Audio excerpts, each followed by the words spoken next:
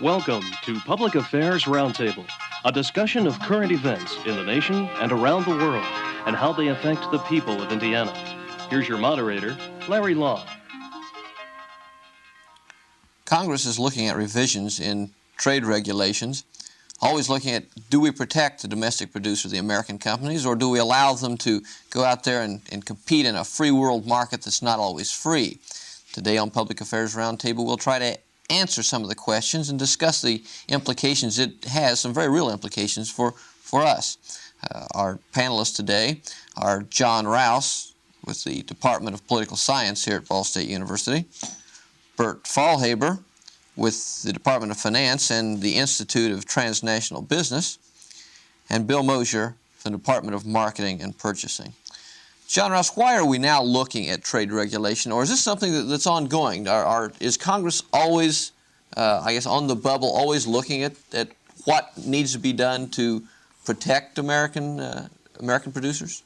No, I think this is a hidden thing, and in a sense it has some corresponding comparisons to the tax reform issue.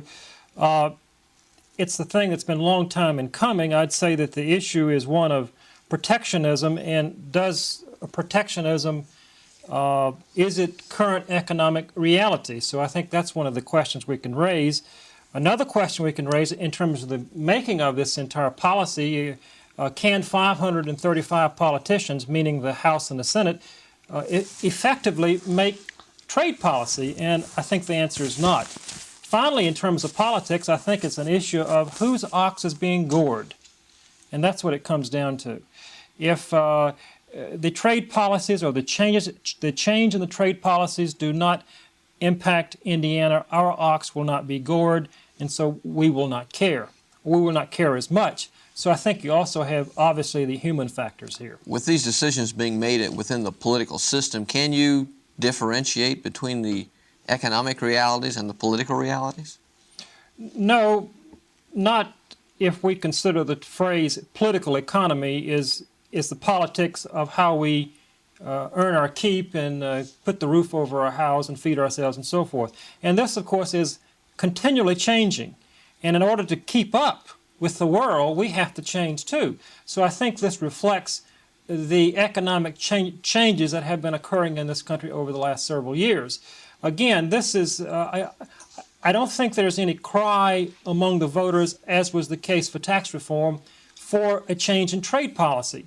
But, and I think that Bill and Bert can tell us more about this, but I think that our current economic policies as far as trade do not reflect economic reality around the world. Bill, what is Congress looking at now in terms of legislation? Well, Larry, basically there's an effort to look at a lot of different aspects. There's different bills that are being considered. They're looking at possibly having some sort of limitations on where there would be some sort of control, that if the trade imbalance got to a certain point, then we would step up our control, our limitation. They're looking at the impact upon employment and some sort of consideration. There is really a very definite division within the House in the bill that they're looking at now, in terms of some want a very broad omnibus sort of a bill that tries to address it rather generically and the whole idea. You've got an awful lot, like John was referring to, you've got an awful lot of individuals that their local constituency is being affected because it may involve the shoe industry, or it may involve the steel industry, or it may involve automotive. And their perception is very different. They want to address it on a point-by-point basis, an industry resolution of a particular industry's problems. Well, the problem with that is anytime you address it that way, from my perception, then you're dealing with something that is just a current condition, and what you're really doing there is you're treating a symptom rather than the source or the cause of the problem. Well, we saw that with the recessionary times we had in the state of Indiana, is that auto producers were saying a lot of our problems are the fact that we're being flooded by foreign import cars. The Japanese are taking our local market here. And the mood then in a case like that is to become very protectionist and to protect your domestic producer. Are we in that kind of mood now? Well, I think there are a lot of individuals are that kind of mood. I don't know that, again, I doubt very seriously if it's absolutely widespread or throughout. I think it's something where you've got a lot of people that are very concerned that they're in the particular industries that are being strongly affected, that they are strongly concerned. But I really think that we have to be very cautious in looking at this, and I think Congress needs to be cautious in trying to distill it down to one simple issue. It's a very, very complex issue. And there's a couple of things that come to my mind. One, when you study international trade, and this is something that Bert really is very powerful in some of the things that his organization and his own studies have involved, and so I'll make a couple of comments on it, but I think he can really add a lot to that. But you have most countries go through an evolution, a development. In other words, they start out, they produce like raw materials and this sort of thing, and then they evolve into basic production, and then later on they evolve as far as the economy into producing like more sophisticated items. In other words, it's more of a production of finished goods, and later on it goes even more towards a higher tech type situation. And what we really are seeing is that we are importing a tremendous amount of raw materials from some of the different parts of the world, but that's the stage of economic development that they're in.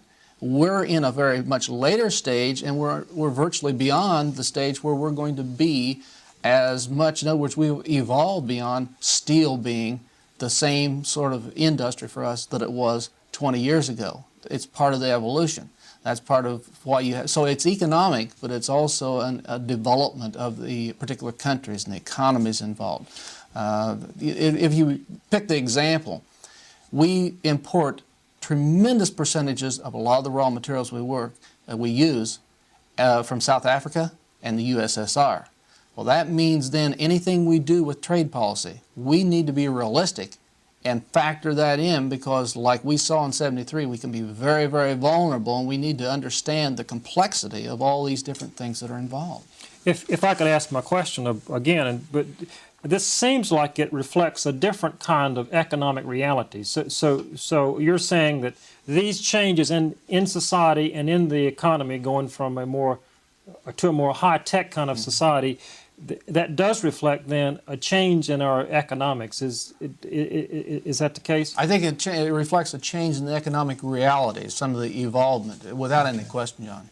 Bert Faulhaber, is this protectionist theory that we keep hearing do we need to protect American industry from a big bad world market out there? No, I don't think so. As a matter of fact, I'd like to tie those two comments together. I believe that these trade bills that are in Congress, and I don't know, the latest count, I believe there are about 300, protectionist bills in Congress. They are well meant, there's no doubt about it, but they will, actually, if anything, postpone the inevitable. The inevitable is that we have to become more competitive. And that means Bill said something, it treats the symptom, the causes, but not the symptoms, but not the causes. What we have to do is we have to become more competitive. And if there are so many auto parts flooding Detroit, then it isn't that they are pushing these auto parts down the throat of Detroit. It is that the customer, you and I, we want those parts built into our automobiles. And the reason we want them built in is that they're better, they're cheaper, they make the final product cheaper. Really what we forget is that we are a consumer-driven economy. Now that has nothing to do with the changes. We are changing. And it's not only we who are changing, it's the whole world that's changing. We are constantly in the process of change. The whole world is in the process of economic development. And different countries are at different stages. Bill pointed that out. We are in an advanced stage. I think we're even more advanced than we think. Much of our economy now depends on services. Over 70% of our jobs are in services. What we are doing here is a service. 20 years ago, this station didn't exist. We couldn't afford to have one. Now we can afford to have it. And so we are constantly evolving, and we are at a higher stage. So manufacturing doesn't really play the same role anymore that it used to do. If we protect our manufacturing industry, well, we really protect maybe only half of our jobs. And the trouble is, if we protect a particular industry, let's say now there are some talks about the machine tool industry just coming out of the news. If we protect that, well, maybe we save some jobs there. But then there's retaliation possibly on the part of our trading partners. And maybe as a result of that, we lose some jobs elsewhere. On balance, we are not really gaining a whole lot. The answer to the problem of having a tremendous trade imbalance, and we do. Each year for the last 4 or 5 years, we've been setting record after record. And last year it was about $150 billion, just under that. So the answer to solving that problem is not to protect ourselves. We had that before. We had the Smoot-Hawley Act of 1930, and it was disastrous. The result was more unemployment, not less. The answer is that we bite the bullet, become more competitive, which we are in part already doing.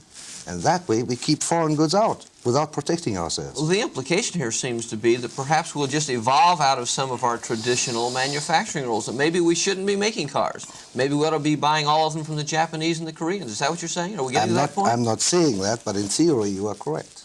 What I am saying is that we should be more competitive. We should make our own cars, but we should make them in such a way that they can compete with Toyotas, with Hondas. Well, can we do that? Are we? Sure, we can do that. Well, No you know, doubt. we hear about how the Japanese might subsidize the steel industry or the auto industry that allows them to export cars to the United States and compete. Do we need to fight back with our own sorts of subsidies in industry? Subsidies are illegal under GATT. GATT is the General Agreement on Tariff and Trade, of which the United States is, of course, a member. Most industrialized nations are members. And subsidies must be fought. There's no doubt about it. And there are some subsidies the Europeans have, particularly in agriculture. They claim we also have some subsidies in agriculture. So we are sort of kind of deadlocked there. But they are illegal. They must be fought. They must be reduced. And on that count, we are absolutely right. But we cannot fight subsidies by putting a protective wall around ourselves. We have to fight with the same weapon, you know, and insist. And this is what the new round of multilateral trade negotiations that's coming up, you know, is going to deal with. We address it diplomatically. Yes, at the negotiating table. Yeah. I think the problem, I mean, you know, although that's the global perspective, and the more narrow perspective is from the individual person who doesn't have a job.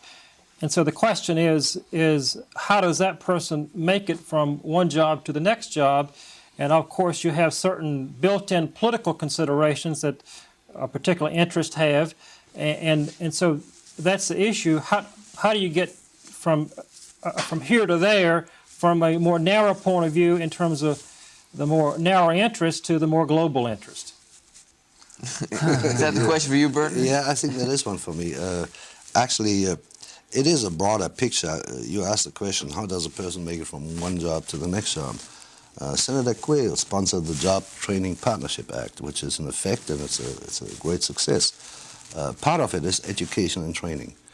To make it from one job to the next, you have to have the skill that is required by the next job. And that's where this act comes in. It's also the realization on the part of the individual that he needs better and more skills, different skills in any event, maybe sometimes not more, but different ones in order to fill another job. The interesting thing is, and that is not widely publicized, as I said earlier, in the last 4 or 5 years we've been topping one trade deficit record by another. In the same period of time we've created 8 million jobs. So there is not really a job loss, and our unemployment has come down substantially in the same period. Well, part of it went up, then it came down again. In the same period of time, Europe, or the European Economic Community, consisting of, now I think there are 12 countries, has not created a single job. Germany a little bit, France a little bit, but some of the other countries have actually an acute loss of job. In other words, employment is down, not just unemployment up. There's a difference between the two. So net, they have not created any job in spite of their traditional trade surplus. The question is the question is really education. and Yeah, training. and I think the thing that we can say about Indiana, of course, is that we have a tremendous labor base here. People, if their current business is no longer productive, that they have a very much of an interest in working. And so the issue is, how do you get their energies and their skills transferred from one former occupation to another occupation?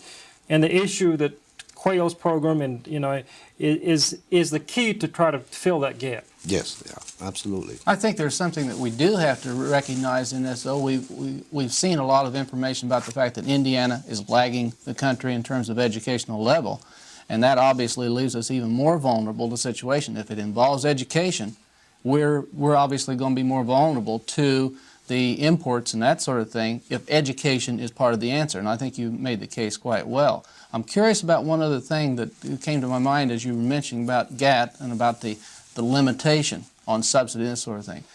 Is Japan a member of GATT? Is Germany, or is some of Europe, that we've had some of the question about the agricultural, the government subsidizing the agricultural exports that they're making and that sort of thing. Are they all members of GATT? Is GATT not particularly effective in controlling some of those subsidies?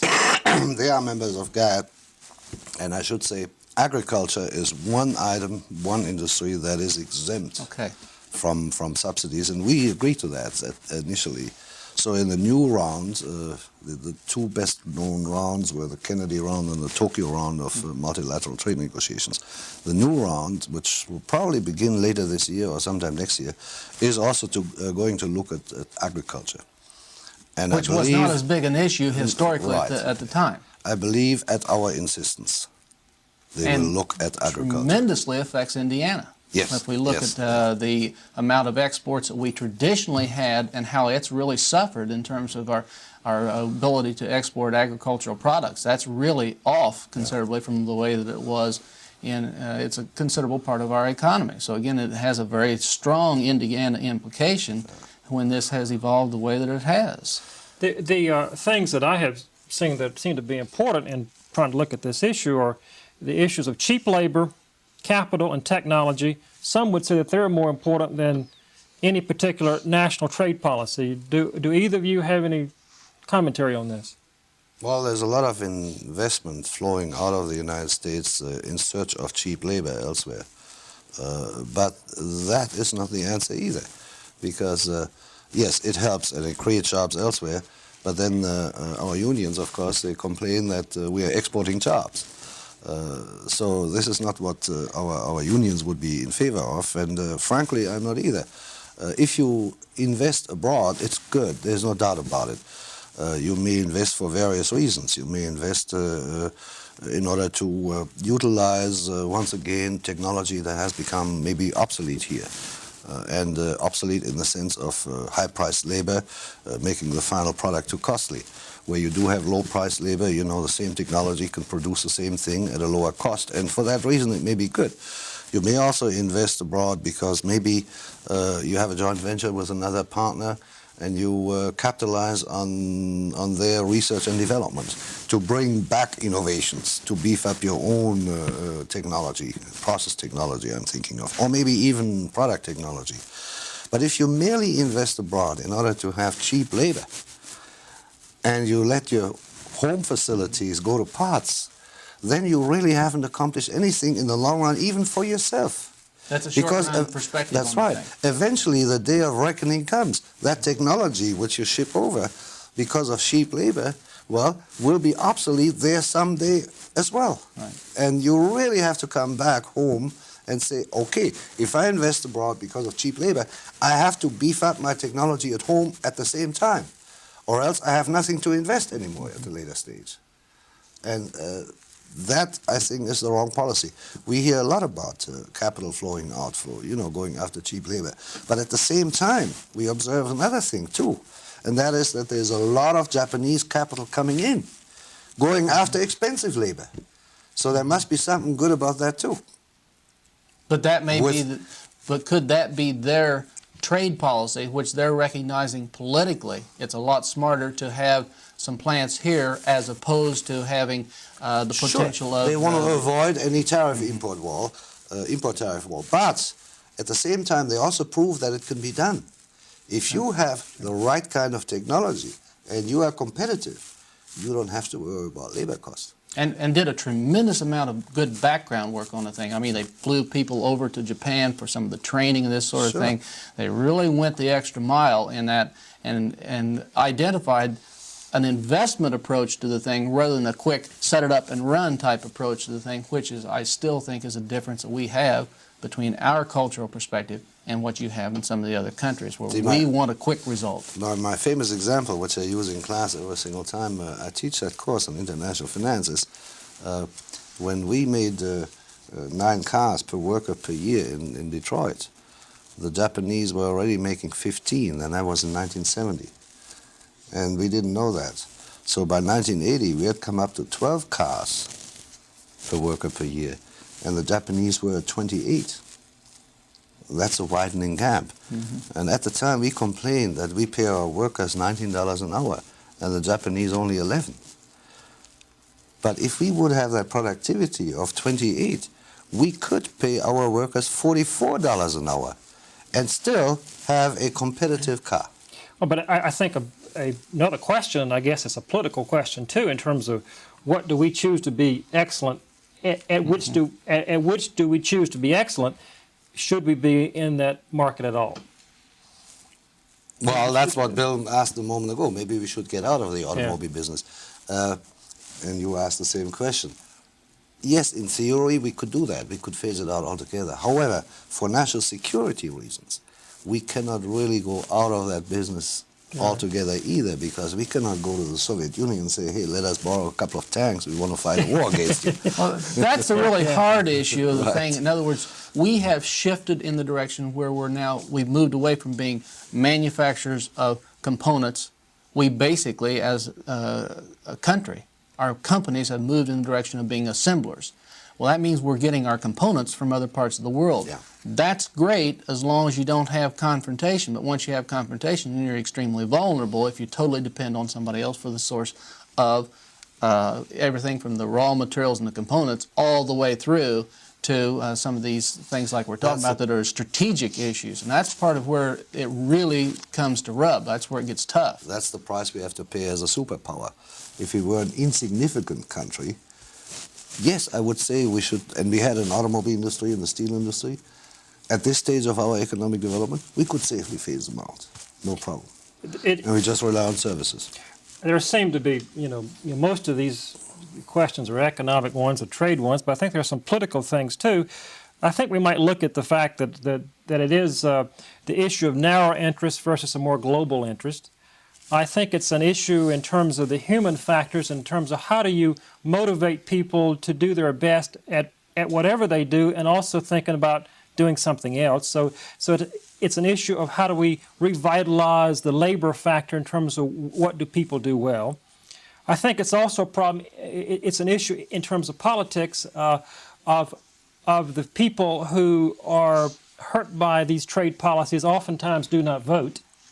And I think another final issue is one that although Japan and West Germany lost the war, they won the peace. So in a sense, the Nazi powers lost the war, but today they're certainly winning the economic peace, or they seem to be in the last several years.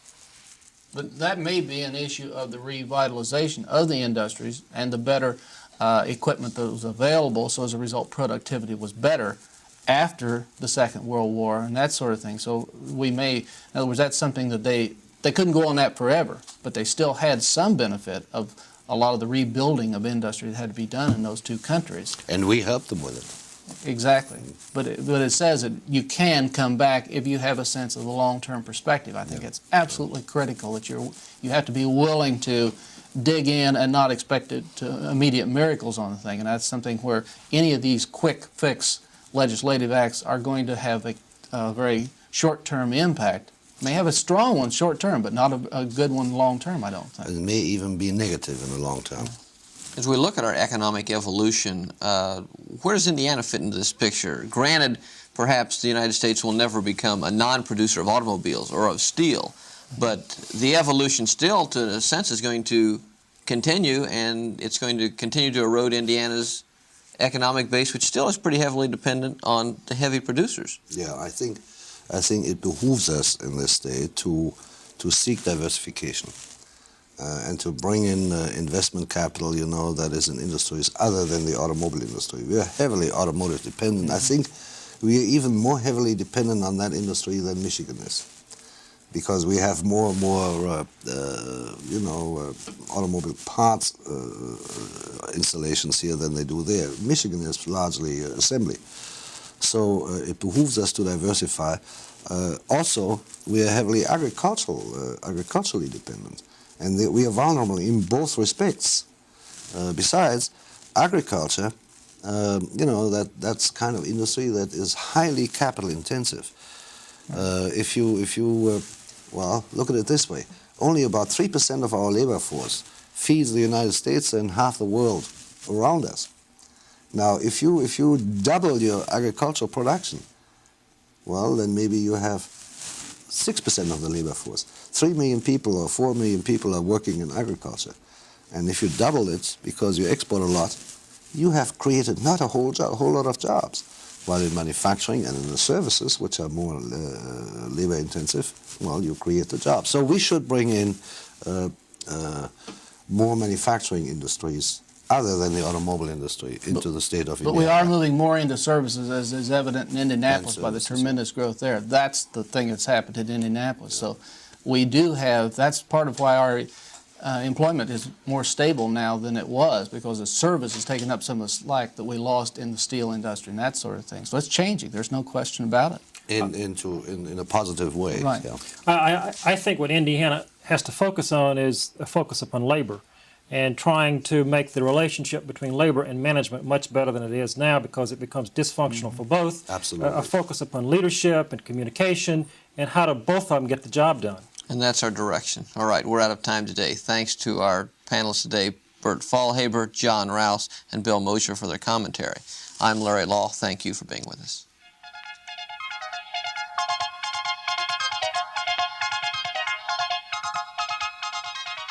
If you have comments regarding this program, please address them to John Rouse, Box 149, Muncie, Indiana 47305. The producer for Public Affairs Roundtable is John Rouse.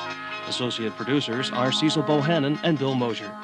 This program is a production of University Media Services, the Department of Political Science, and radio and television stations on the campus of Ball State University in Muncie, Indiana.